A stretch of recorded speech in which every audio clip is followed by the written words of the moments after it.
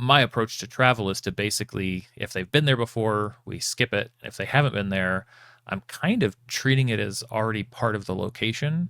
In a sense, I'm almost sort of skipping travel. You have a fun way of travel you like to use? No, not. I mean, I do not like random encounters. I'll use them, but I don't like them. And to some extent, it's probably because I'm not intentionally designing and leaning into them. So if my party needs to travel to a location and they've never been to that location before, then we're gonna run some probably encounters. If the party's been to a location before, we're probably gonna speed that through. We don't.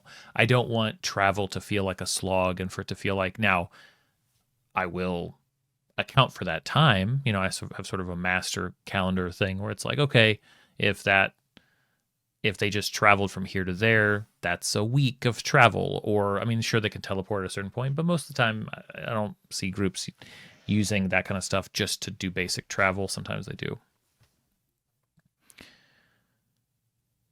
So as soon as it becomes repeat travel, we cinematic through it. Maybe I'll drop in a moment to allow for some kind of downtime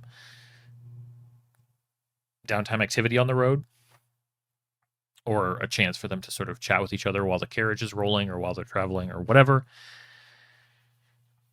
But when it comes to new unique travel, if they're traveling to let's say they're traveling to a port town that has been destroyed and flooded, they're traveling to basically a disaster town.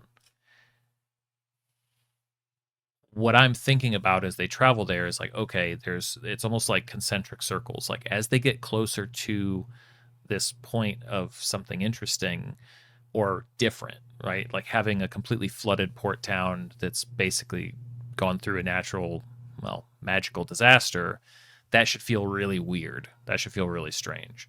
So from the outermost ring, it's like, okay, they're traveling through areas they know, and then it's going to start to transition into a place that is foreign. So what kind of opportunities does that overlap create? Are there NPCs trying to manage sort of at that borderline, trying to keep people from going there or trying to warn people? Maybe there are signs.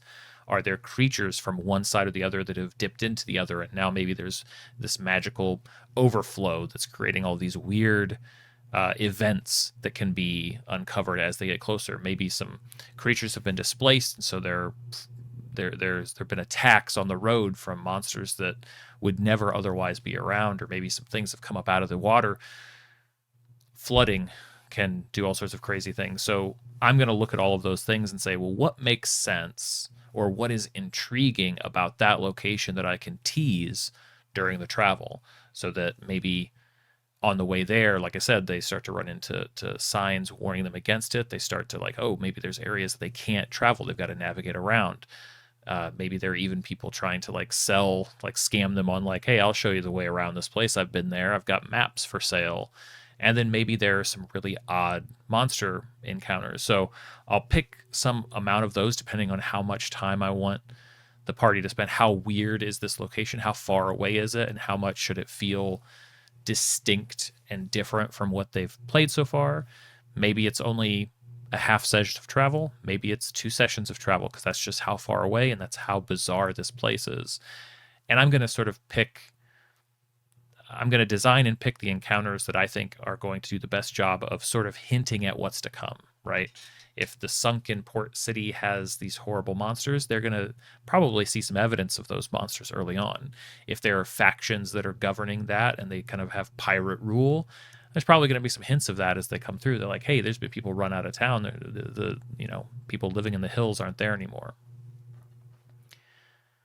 So my approach to travel is to basically, if they've been there before, we skip it. If they haven't been there, I'm kind of treating it as already part of the location, which means I'm kind of, uh, in a sense, I'm almost sort of skipping travel, or I'm sort of trying to turn travel into a different type of experience, because I think if you're not careful, travel can be a real boring time at the table.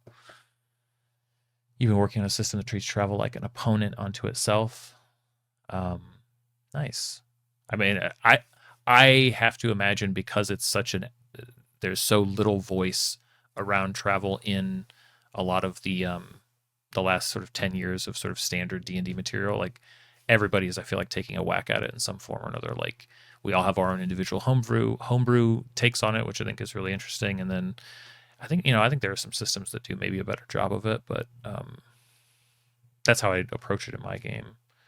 Like a campfire. So, yeah, like when they're traveling, campfire sessions. Need to revisit that idea in a big way. Campfire sessions are a great way to also make travel, especially travel that's retraveled, that's revisiting areas that would otherwise be teleported through or quickly talked through. Campfire sessions would be a good way to do it. Natural disaster, unnatural disaster, supernatural disaster. Exactly. Yeah, no problem, Twin. That was a great question. Wouldn't it be weirder if all of a sudden the rivers changed? I've told you, I've already fixed this on my maps going forward. I'm just not going to put rivers. I'm just not going to draw them. It actually is really obnoxious, I find, to have to work around the existence of rivers on my maps because they seem to imply that those are the places that river encounters will happen. But oftentimes I'm like, I want to put a river in this other situation where the party is traveling. I look at my map and I go, I didn't draw any rivers there.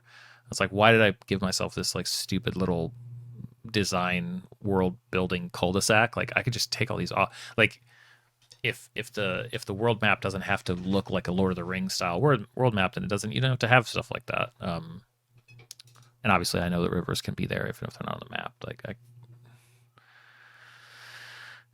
Oh, Jesse can point out all the things, all the ways. I don't think I have any rivers that flow uphill. I just think I have rivers that like divide bodies, divide the land, that split in strange ways, and that like connect to the ocean or like have origin points that don't make a whole lot of sense. That's all. Just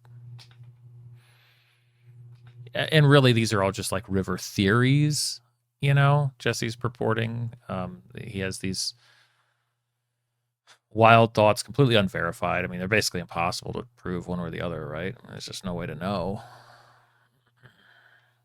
So, we let him talk his game and spread his river conspiracy theories, and it's no big deal.